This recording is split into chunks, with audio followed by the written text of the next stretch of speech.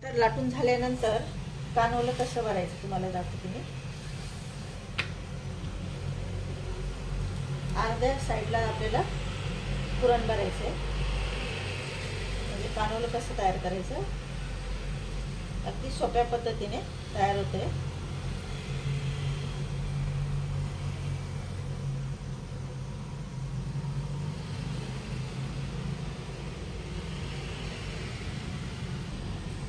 तर लाटल्यानंतर असं छान मस्त एक साईडने भरून घ्यायचं आणि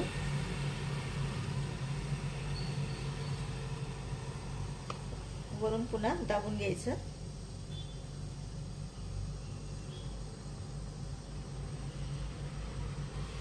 हे बघा, तर इथे आपलं आपलं कानवलं तयार झालेलं आहे. तुम्ही बघू शकता अगदी सोप्या पद्धतीने हे तयार होतात आणि वरून आपल्याला तेल लावून घ्यायचं आहे.